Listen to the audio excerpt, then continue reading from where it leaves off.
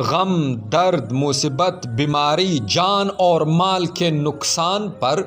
صبر کرنا اللہ رب العالمین کو سب سے پسندیدہ عمل ہے۔ چنانچہ حدیث قدسی میں وارد ہے کہ اللہ رب العالمین فرماتے ہیں کہ جب میں اپنے بندے کو کسی بلا میں مبتلا کر دوں اور وہ اس پر صبر کرتا ہے اور اپنے پوچھنے والوں سے میری کچھ بھی شکایت نہیں کرتا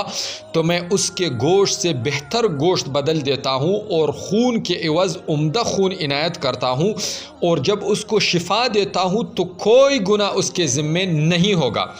اور اس کو وفات دوں گا ایسی حالت میں کہ اس کو اپنی رحمت میں لپیٹ لوں گا۔ ایک مرتبہ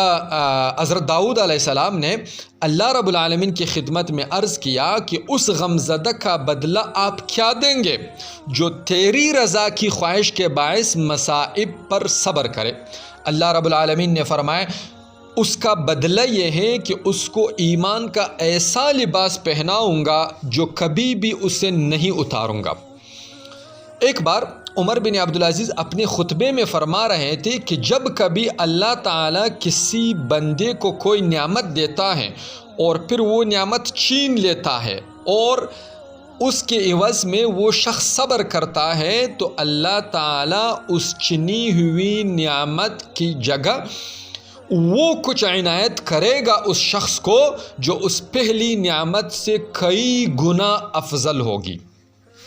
حضرت سلیمان علیہ السلام نے ایک دن فرمایا کہ مومن کے تقوی پر 3 باتوں سے استدلال کیا جاتا ہے، یعنی جس شخص میں 3 باتیں ہو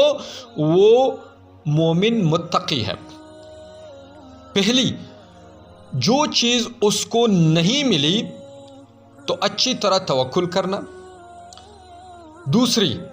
جو چیز اس کو پہنچی اس پر راضی ہونا، جو کچھ اللہ نے دیا ہے بس آپ اسی پہ راضی ہیں اور آپ نے قناعت کر لی۔ اور تیسری چیز، جو مل گئی، یعنی کوئی مصیبت پہنچی، کوئی غم مل گیا